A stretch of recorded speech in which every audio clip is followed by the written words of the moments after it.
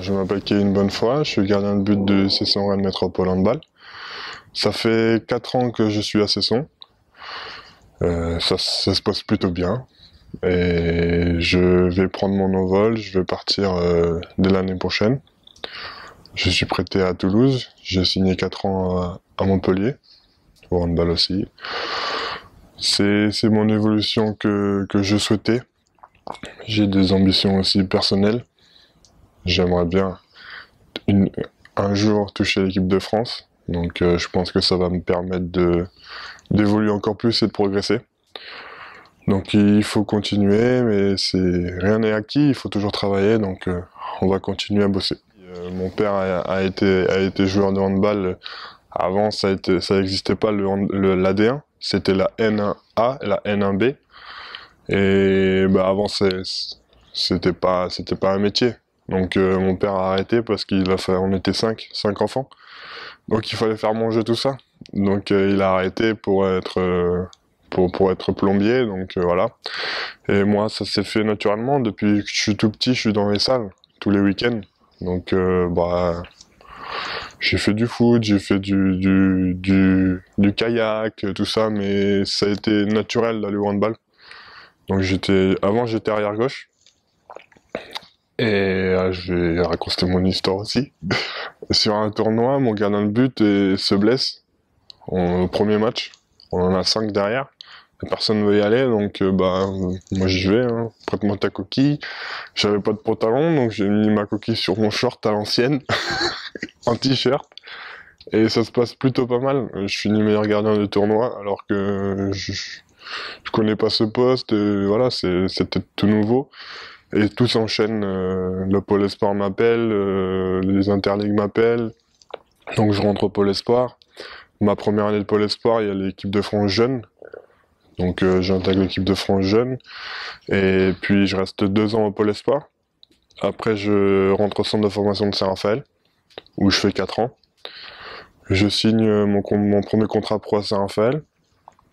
Mais comme il y a 2 gardiens, il y a Johan Ploquin et Michel Dukanovic devant moi qui sont 2 très grands gardiens.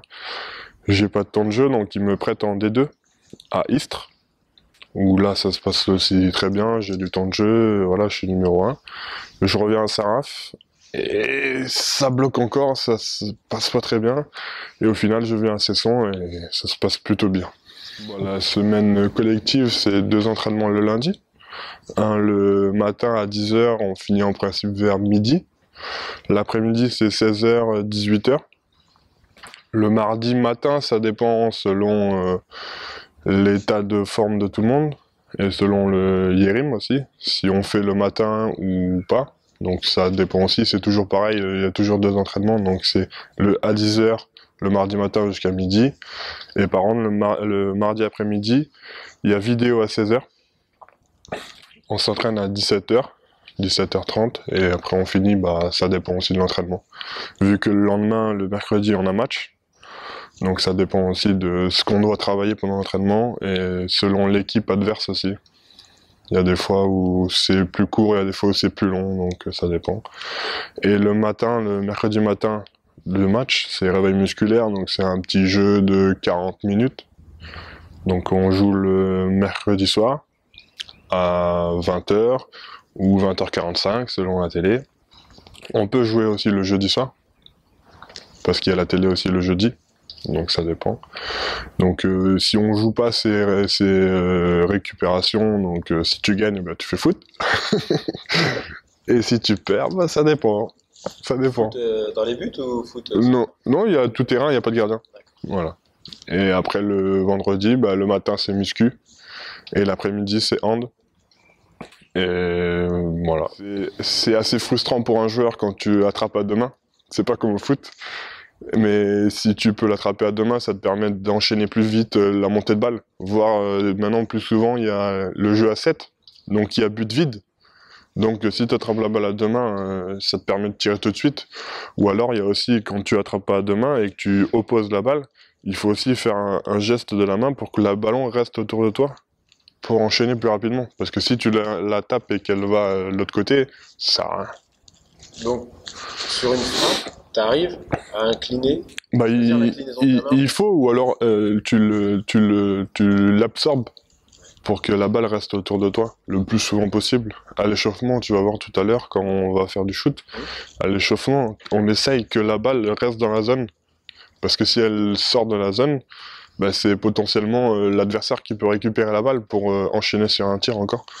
Donc on essaye. Après, bah, des fois ça arrive assez rapidement, ça va à plus de 110 km/h, donc des fois bah, t'as pas le temps, ou des fois c'est des réflexes et tu peux pas le faire. Donc Ouais, tu vois, de l'extérieur, on voit pas ça. ouais, L'inclinaison. bien sûr. Bah non, parce que c'est assez rapide. Bien sûr. Donc il y a des fois aussi où t'absorbes, ou même des fois t'as pas le temps, donc tu mets le pied ou tu mets la jambe. Et t'essayes quand même qu'elle soit dans ta zone, dans les 9 mètres, dans les 6 mètres. Non, il faut le travailler quand même, parce que je pense que si tu es pas souple, c'est assez compliqué pour lever la jambe ou prendre plus de place. Et tu peux te péter aussi. Donc non, il y a beaucoup de travail de souplesse au niveau des jambes, parce que les bras ça va, c'est les jambes. Après c'est quand un joueur vient en face à face, des fois tu veux prendre plus de place, donc il faut exploser aussi, il faut être assez tonique. Donc oui, ça se travaille.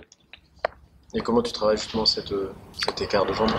Moi, je le fais à l'échauffement, je le fais chez moi aussi, tranquille devant la télé, oui, avec un élastique, tranquille, avec ma petite fille, je la mets entre mes jambes et voilà, on travaille. On essaie d'optimiser le temps.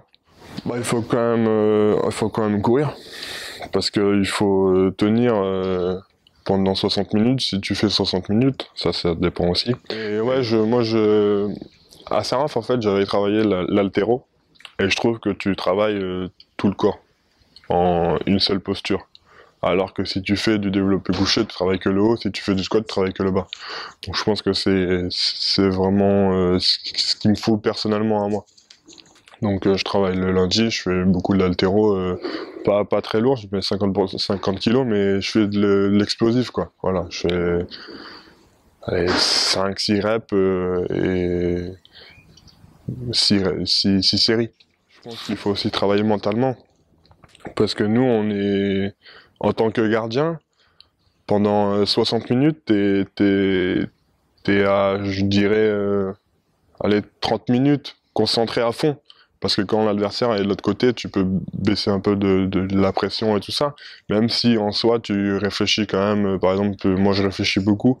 Si je prends un but et que parce qu'on fait pas mal de vidéos aussi. Chez moi, je fais de la vidéo par rapport à l'adversaire, la veille du match.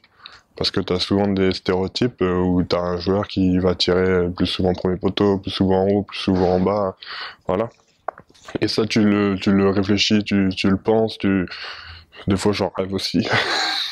Ah oui, ça devient, ouais. Donc ouais, t'essayes quand même de penser à ça, et c'est aussi mentalement que c'est très très important. Parce qu'à l'entraînement, t'as des fois où t'as des baisses de pression, hein, où t'es un peu plus relâché, et il faut pas. Il faut pas. Enfin, pour moi personnellement, je veux pas être relâché. Je vais toujours à 300% sur tous les ballons. C'est comme ça que je pense qu'on progresse et qu'on va vers le haut. Oui, je travaillais beaucoup sur moi parce que j'aime pas prendre de but, et si je pourrais en prendre 0, ce serait le top. Mais c'est pas possible. C'est pas possible. Donc ouais, t'essayes de travailler, bah tu le travailles à l'entraînement. Ça, tu le travailles à l'entraînement, même si t'es un peu plus relâché. C'est pas comme la pression de match où tu dois, par exemple, sur des matchs tout près où tu dois avoir les 2 points, et là c'est frustrant. Mais ce qu'il faut aussi regarder, c'est que si tu prends un but et que tu engages vite derrière, bah, tu as possibilité de mettre le but plus rapidement aussi. Donc il faut essayer je travaille sur ça cette année, parce que des fois je suis assez énervé contre moi, et voilà, donc je peste, et il faut pas. Donc ouais, je le travaille depuis cette année, ouais, parce qu'avant c'était un peu mon défaut.